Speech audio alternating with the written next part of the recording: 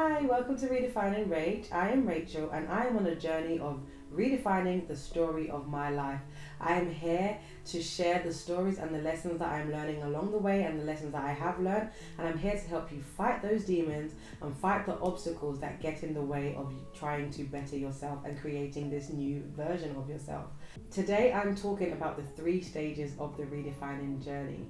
I am currently on this journey. I am redefining my life. But for me, it's been in 3 stages. So the first stage I would say is the realigning stage. The second stage is the rediscovering stage, and the third stage is the redefining stage.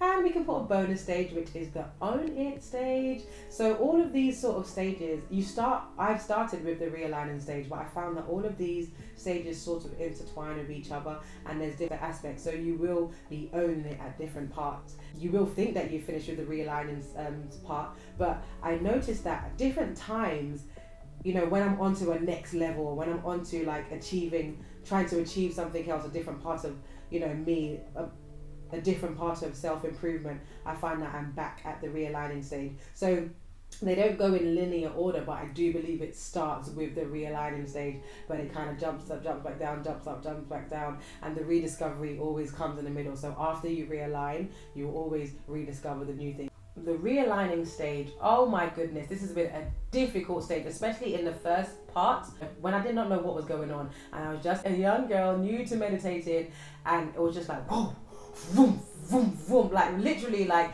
I was shot into different parts of my past, revisiting old things that I thought was over with. Like, what I would say is the most difficult thing for me about the realigning stage was that it was quite embarrassing. I had to address shame, I had to address embarrassment, I had to forgive myself for certain things, I had to, just like revisit things that I thought did not affect me. So it took my pride away. It mocked me. Like, it literally mocked me. This stage is the hardest stage, but it's the most rewarding stage. It sets the foundation for the rest of the journey. Once you are able to do that, once you are able to face the reality, once you are able to face the obstacles, face those fears, head on, just be like, yeah, come on, let's do this today, let's sort this out, let's unravel the real feels, let's unravel why we feel this way, why this happens, let's link it back to where it begins, so that we can fix it, we can rewrite it, we can change it, and we can rediscover the new things that we want to do and have that as our new story. So you may find some dangerous thought patterns that you had no idea where they came from.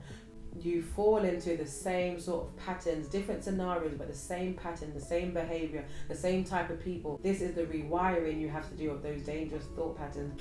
Alright, so let me tell you a story. When I was younger, there was this friend that I had. She had these, what I consider to be like really high values that I thought were ridiculous, and I just didn't understand why she had these values. In her presence, I felt like she always made me feel, and you can hear those wordings, she made me feel like she was better than me because of the values that she had. She made me feel like I didn't have any values. She made me feel like, I was just kind of rubbish. I did not respect myself, and I got offended by her behavior. This is what I know now, that her behavior offended me because she was making choices about herself that were good for her. When she shared her choices, it made me feel away about the choices that I said I had about myself. It made me feel like, oh, okay, well, I don't like that. I'm not like that. Does that mean that you're trying to say that you're better than me, or does that mean that you think this of me? And it was something that would constantly come up, and being young, I did not know what this was, and I did not know that I was offended. I just thought, I don't really like this about her. She thinks she's too nice, she's blah blah blah blah.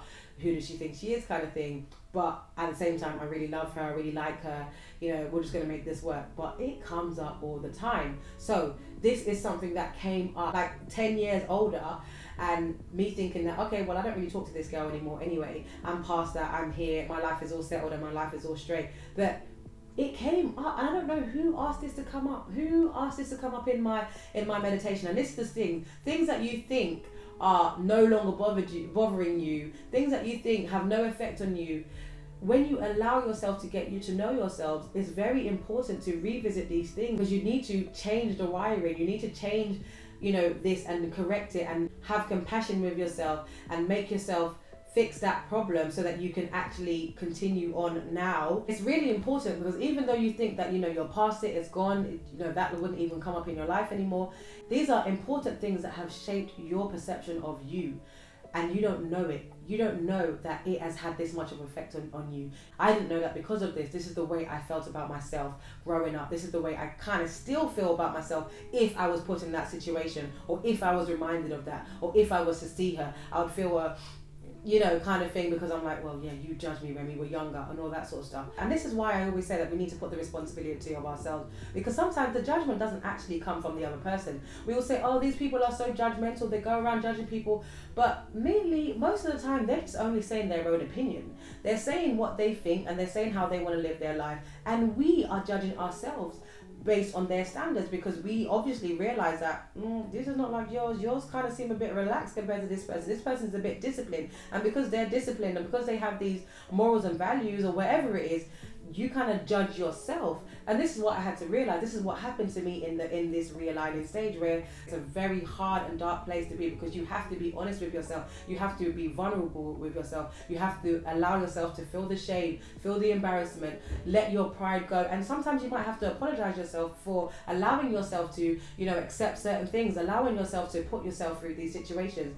These are the real lessons and the real things that you need to change in your life, in your mindset, in your programming, to be able to allow you to live a fluid life of bettering yourself, a fluid life of happiness, a fluid life of joy, a fluid life of progression. So with this specific scenario, like I said, I had to revisit it. I had to figure out what it is that I was doing back then that made me feel this way. Why did I do this? Why did I do it? It actually turned out that this girl had these values because her mum was very intentional about the things that she spoke to her about. Me, it was a thing where my mum just avoided all conversation with boys. Anything to do with boys, it just wasn't happen. And the only time she did speak about boys is when she was telling me how bad they were and how they'll do this to you and they'll do that to you and they all this and all that. And I'm like, but I've met guys that are not actually like that. Some of them are really nice. No, none of the boys are good. They'll do this and they'll do this. They'll just choose you and they'll use that. So obviously, I'm only hearing the things that I hear from my mum about how bad guys are. And it's like, well, I don't want to stay away from guys, so I've got to accept that the guys are just like this. And if I want to be able to,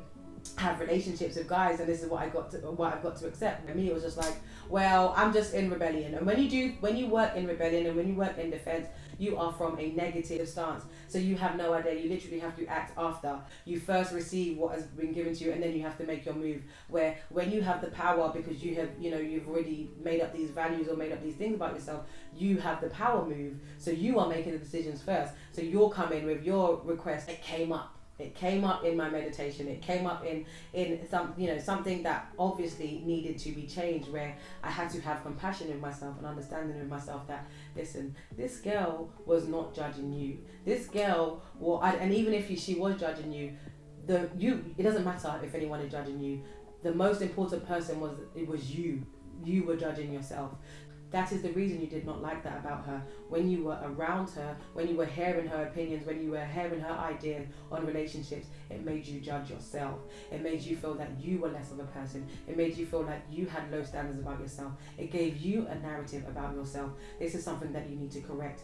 Now, Rachel, what are we going to do? We are going to end that there. We are going to burn that off, and we are going to create a new narrative for yourself. Rachel, you are worth it. Rachel, you are the sort of person that should be taken on dates. You are the sort of person that should be treated like you are, a beautiful person, because you really are a beautiful person. Rachel, you are worth it. Rachel, you don't need to judge yourself for the decisions that you made over there. You need to have understanding for the decisions that you made. And this was something that I needed to do for myself. And you find that once you do this for yourself, you are able to be free. You are able to have more control. You are able to allow yourself to feel good. You are able to have compassion for yourself and have understanding for yourself, and show yourself some love and show yourself compassion for yourself, because you were just a young person trying to navigate through life, and you did not know anything. You didn't know and you did not know any better. So my message to you about this realigning journey is, do not be afraid. You've got to go on this journey. You've got to revisit those things. You've got to, and like I said, there's so many different scenarios where it'll be from different conversations and things that I've had with people along the way, people that I've just long forgotten and don't actually care about, but the impact that something they said had on me has carried on throughout my life, has made a story about myself, has made me feel a certain way about myself that needed to be corrected. This is what the realigning phase of the journey is all about, correcting those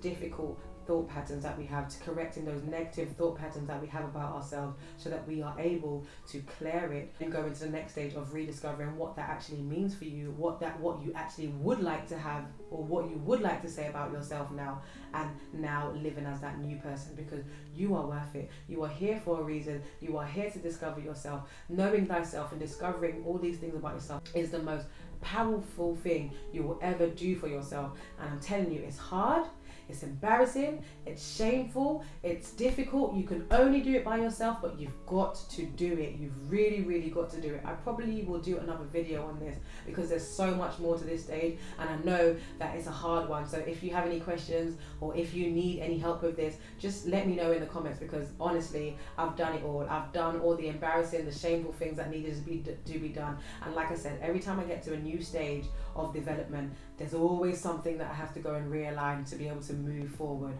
So it's going to be the most important thing that you do for your journey, and I want this for you. I want you to have a good journey. I want you to have a good life of fun, a good life of freedom, a good life of love. I just want you to flow through life. Thank you very much for watching this video. I hope to see you in the next one. See you.